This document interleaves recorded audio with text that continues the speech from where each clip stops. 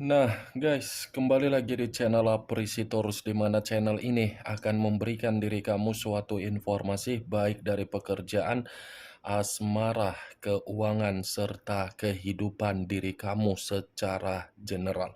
Sebelum saya memberikan suatu informasi dari berbagai aspek yang barusan saya katakan tadi, saya juga mengingatkan kepada teman-teman, informasi yang saya berikan terhadap diri kamu bukan suatu acuan untuk kamu ambil dan untuk kamu terima. Saya hanya bisa memberikan diri kamu suatu informasi berdasarkan kartu yang saya pegang ini. Diri kamu hanya bisa berencana terhadap kehidupan kamu, akan tetapi di balik dari informasi dan perencanaan tersebut, lagi-lagi yang menentukan adalah Sang Pencipta. Sebelum saya mengambil satu persatu kartu yang saya pegang ini secara acak, saya juga mengingatkan kepada teman-teman apabila ketemu dengan channel saya agar menekan tombol subscribe-nya dan menyalakan loncengnya supaya next video saya lebih semangat untuk memberikan suatu informasi baik terhadap kondisi energi kamu, manusia yang selama ini kamu prioritaskan, serta pihak ketiganya. Oke Wak Geng, kali ini saya ingin mengarah terhadap pihak ketiga. Hanya sekedar ingin mengarah dan ingin mengetahui bagaimana posisi pergerakan energi yang dimiliki oleh pihak ketiga untuk satu hari ini. Apa yang dipikirkan, apa yang dirasakan, dan apa yang ingin disampaikan oleh kartu yang saya pegang ini. Kita langsung saja. Saya akan mengambil beberapa kartu, di mana kartu yang akan saya ambil nanti bisa saja bersifat resonate, bisa saja tidak bersifat resonate. Semuanya saya kembalikan terhadap pola pemikiran kamu, semuanya saya kembalikan terhadap energi yang kamu miliki untuk saat ini.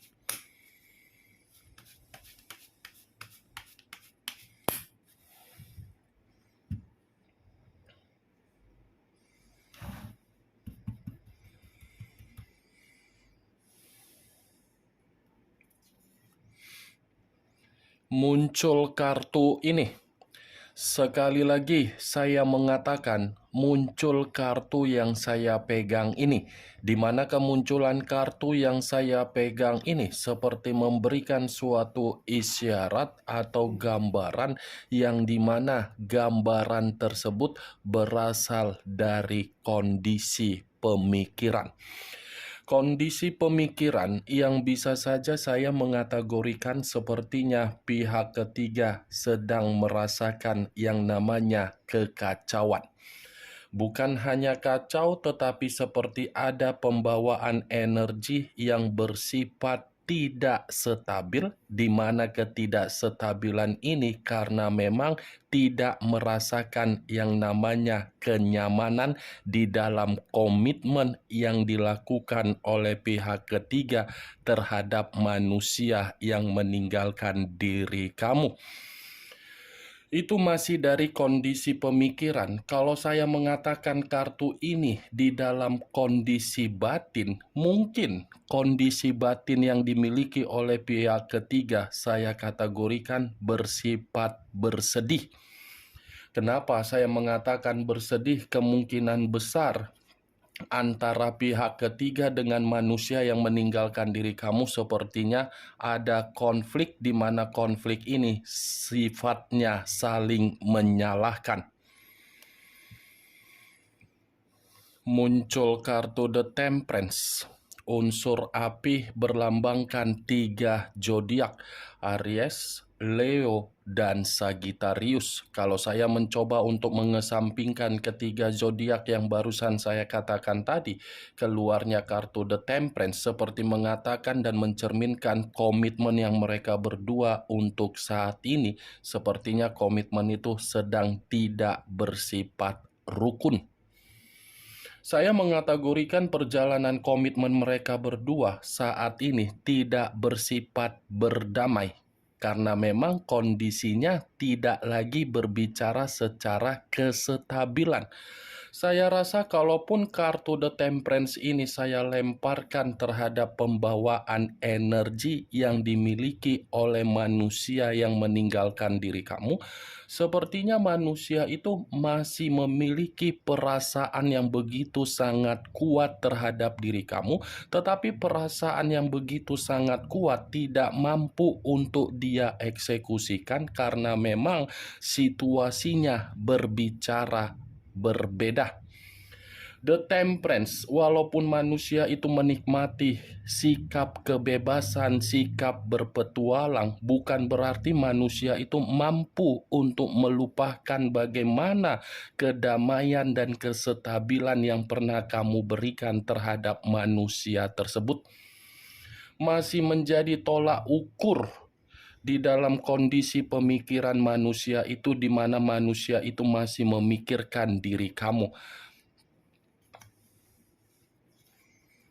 Muncul kartu Queen of Wands, raja atau ratu yang memegang satu tongkat.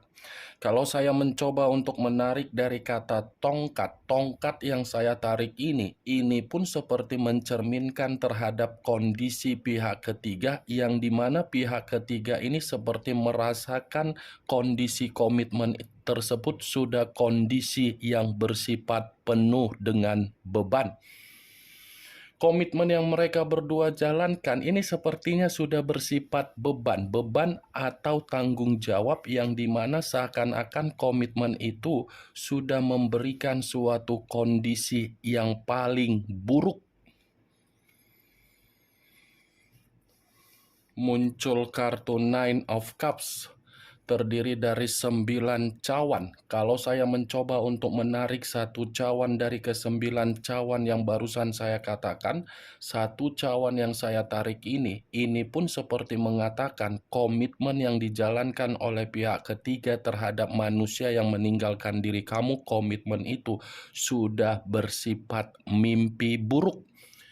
Mimpi buruk dalam arti apa? Tidak berbicara secara pencapaian. Kalaupun saya mengatakan komitmen itu memiliki pencapaian, ya pencapaian itu hanya sekedar di awal pertemuan, karena memang pihak ketiga mendapatkan apa yang diinginkan dan manusia yang meninggalkan diri kamu menerima atau menikmati dari kebutuhan biologis. Itu hanya bersifat awal. Untuk saat ini, saya mengategorikan komitmen itu tidak bersifat keberuntungan. Muncul kartu Price of Cups, kartu cawan yang keluar.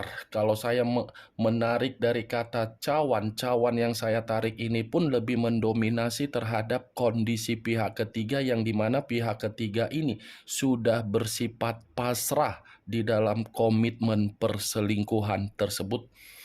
Pasrah dalam kategori apa? Kebingungan, penuh dengan kegelisahan, mau mempertahankan sementara komitmen itu bukan lagi berbicara secara kebutuhan, tidak dipertahankan, seakan-akan membuat pihak ketiga ini malu dengan kondisi yang dia jalankan. Muncul kartu Eight of Swords, terdiri dari 8 pedang. Kalau saya mencoba untuk menarik satu pedang dari ke-8 pedang yang barusan saya katakan, satu pedang yang saya tarik ini mencerminkan posisi pihak ketiga dalam posisi seperti apa? Terintimidasi. Ada intimidasi ini yang mereka berdua saling menghakimi. Kalaupun saya mengatakan saling menghakimi, ya bisa saja karena memang situasi komitmen yang mereka berdua jalankan sudah situasi komitmen yang bersifat luka, kekecewaan, kekacauan, dan seperti terpenjara di dalam kondisi yang tidak bahagia.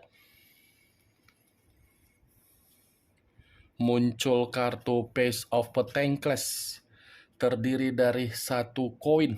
Kalau saya mencoba untuk menarik kata koin, koin yang saya tarik ini pun mengatakan dari situasi keuangan yang dimana keuangan yang dimiliki oleh kedua belah pihak bersifat miskin. Ada kondisi kemiskinan ini, Wageng, yang sedang terjadi terhadap mereka berdua ini. Ya, bagaimana mungkin kemiskinan itu tidak terjadi? Secara karakter, mereka berdua ini bukan memiliki karakter yang bagus. Selalu berfoya-foya, selalu menikmati yang namanya keglamoran, selalu membuang dan tidak mampu untuk mengendalikan bagaimana kondisi keuangan dengan kondisi yang bersifat positif. Kalaupun saya mengatakan dari sisi perasaan, kartu Page of Pentacles ini saya mengategorikan komitmen mereka berdua tidak lagi bersifat peka, tidak lagi memberikan kepercayaan, dan tidak lagi menuangkan karakter yang saling menyayangi. Muncul kartu Nine of Wands, terdiri dari 9 tongkat.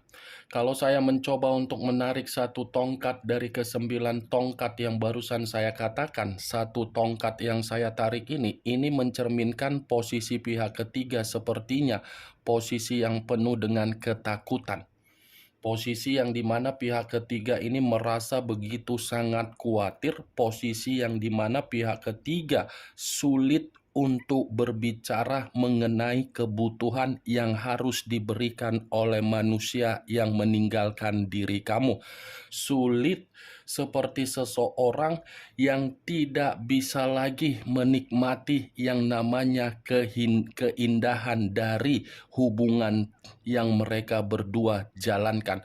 Ada kondisi ketakutan, kondisi penuh dengan kewaspadaan, kondisi yang dimana pihak ketiga ini benar-benar serba salah di dalam komitmen mereka berdua jalankan.